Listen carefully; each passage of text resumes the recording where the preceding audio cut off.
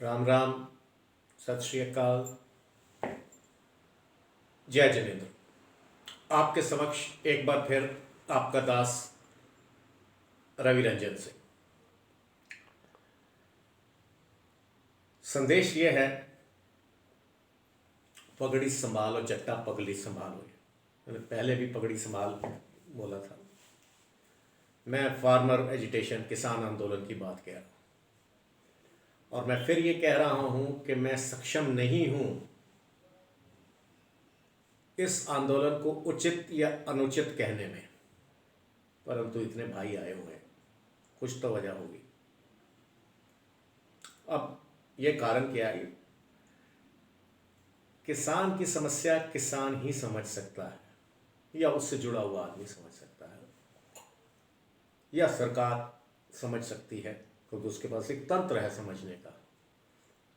यहाँ पे ये है कि जो आज की सरकार है, इसके पास वही तंत्र है जो पुराना तंत्र था। तो पीएम बदला है, पटवारी दरोगा नहीं बदले। तो इन्हें तो पहले चाहिए कि ये जो पुराने आदमी हैं उन पर भरोसा ना करके अपने नए सिस्टम से करें। ये मेरी वो है एक छोटी सी एक सलाह भारतीय होने के नाते है। खैर, ये सरकार को देखना, उसको कैसे समझना, कैसे इसका हल निकालना है, ये सरकार का और किसानों का मामला है। एक आवाज़ आ रही है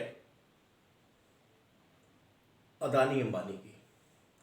मैंने पहले भी कहा था कि अदानी अंबानी तो है या नहीं है, मैं नहीं कहना चाहता उनका कितना हाथ है कितना नहीं है, जो दिख रहा है या जो नहीं दिख रहा, क्योंकि मैं इतना सक्षम नहीं हूँ और हम में से बहुत लोग अपने अंदाजे लगा रहे हैं, हो सकता हो। मगर चाइना का हाथ साफ है, ये नज़र आ रहा है। ये चाइना में वो नहीं कह रहा कि उन्होंने फंडिंग करी है, किसान को पता ही नहीं, सरकार भी इस पर शायद संज्ञान नहीं ले रही। एकड़ों के एकड़, मीलों के मील और देशों के देश चीन ने पट्टे ले लिए हैं 100 साल के, 99 साल के, खरीद लिए हैं अफ्रीका में और जगह। और वहाँ का फर्टाइल ज़मीनें हैं, वहाँ का उत्पादन बढ़ा के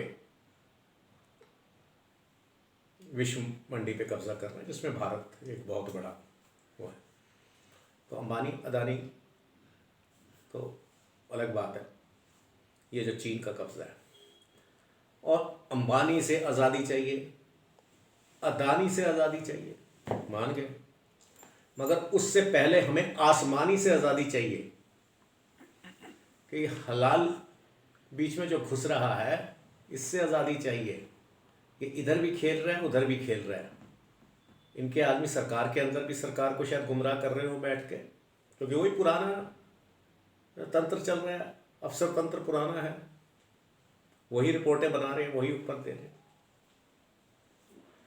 और आज जो आपके समर्थक बन के आ गए हैं किसानों के, ये वही हैं जिन्होंने 70 साल तक किसानों को आत्महत्या करने पे मजबूर करा।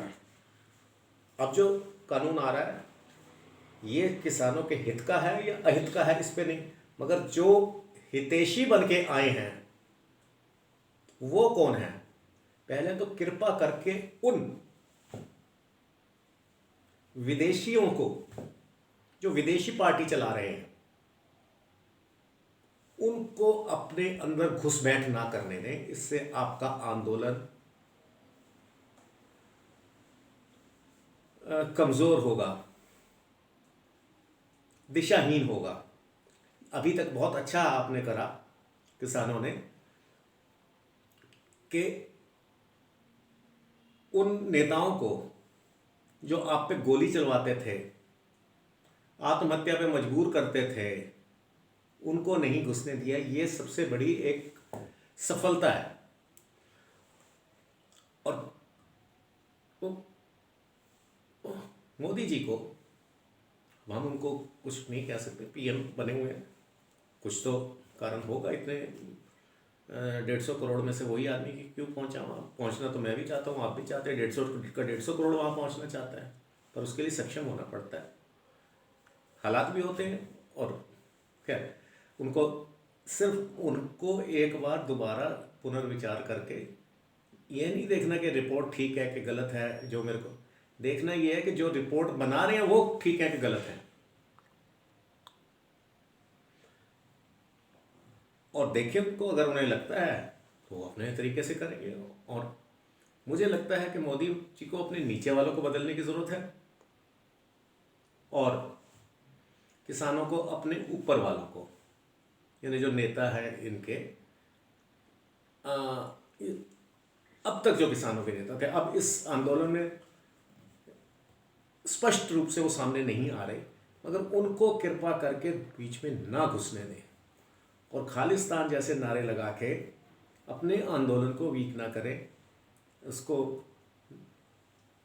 दिशाहीन ना करें। किसान आंदोलन, किसान की आवाज़ तब तक किसान की आवाज़ रहेगी जब तक वो किसान की बात करेंगे।